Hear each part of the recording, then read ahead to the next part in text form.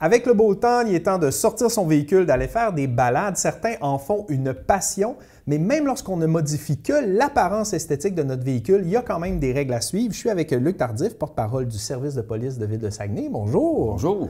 Alors, qu'est-ce qui peut être illégal au niveau des changements esthétiques d'un véhicule? Une chose qu'on voit très souvent, c'est le teintage des vitres. Oui, esthétiquement parlant, c'est très beau. Par contre, il y a des normes à respecter. Donc, lorsqu'on parle des vitres latérales avant, donc les vitres des portières, conducteurs et passagers, on doit absolument laisser passer au moins 70 % de la lumière, donc un teintage d'environ 30 %. Ce qu'il faut dire, c'est que normalement, d'usine, ces vitres-là sont déjà à 30 % de teintage. Donc, c'est à peu près impossible de rajouter une pellicule supplémentaire parce qu'à ce moment-là, on se retrouve dans l'illégalité. Par contre, pour ce qui est des autres vitres, la vitre arrière, les vitres de côté à l'arrière, il n'y a pas de problème. On peut aller jusqu'à 100 %.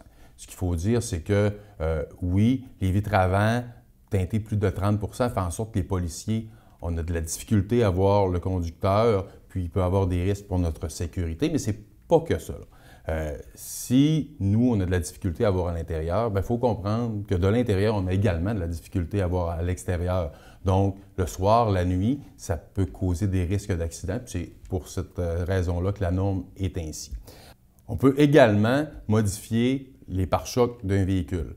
Par contre, c'est vraiment juste la coquille qui doit être modifiée et non l'intérieur. Tous les renforts, tous les capteurs, s'il y a des capteurs de présent, doivent demeurer intacts, mais on peut vraiment changer la coquille et on peut aller jusqu'à ajouter ce qu'on appelle des kits de jupe, donc des effets de sol. Par contre, ce qu'il faut faire attention, c'est que si on a surbaissé notre suspension et qu'on rajoute en plus un ensemble de jupes, bien, ça ne doit pas en aucun temps frotter sur la chaussée ou même, faut s'assurer d'avoir assez de dégagement entre la roue et l'intérieur de l'aile pour ne pas que le pneu vienne frotter là, si on a à faire marcher notre suspension. Parce qu'au final, on s'entend qu'avec nos routes, il faut quand même se garder un jeu. Donc, le gros bon sens revient souvent à ne pas modifier ce qui vient par défaut avec le véhicule pour son bon fonctionnement. Effectivement. Donc, c'est très, très bien dit. Tout ce qui est pour le bon fonctionnement du véhicule, très, très difficile de toucher à cela. Si on parle de l'intérieur du véhicule, c'est permis, par exemple, d'ajouter une ceinture supplémentaire, 4 ou 5 points. Des gens qui voudraient, par exemple, aller faire de la course avec un véhicule qui est utilisé pour la route pourraient poser ce genre de ou même pour l'esthétisme, on s'entend que ça peut donner un look justement un peu tripant. Effectivement, mais ce qui est important de se rappeler, c'est que sur la route, l'utilisation de la ceinture standard du véhicule est obligatoire et on ne peut pas utiliser la ceinture 4 ou 5 points. Puis cette ceinture-là qu'on va ajouter ne doit pas être ajoutée dans les ancrages de la ceinture d'origine. Donc, on doit avoir des ancrages différents de celle d'origine. OK. Donc, toujours dans cet esprit de les concepteurs de véhicules respectent des règles précises, il faut les suivre.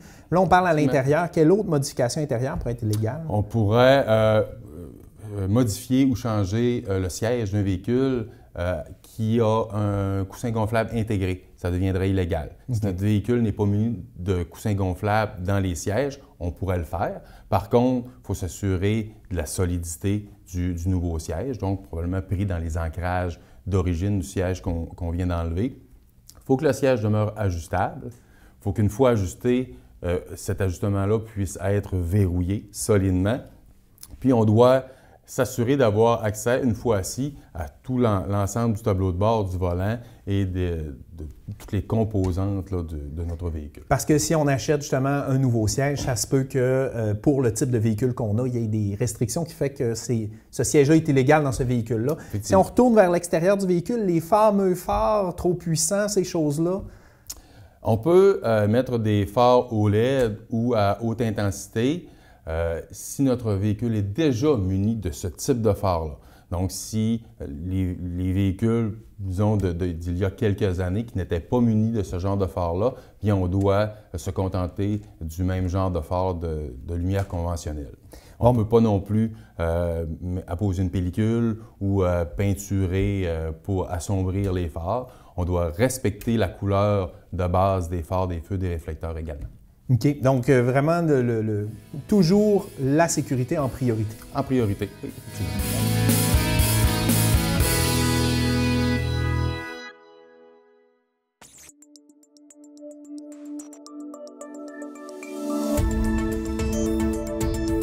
Nous TV.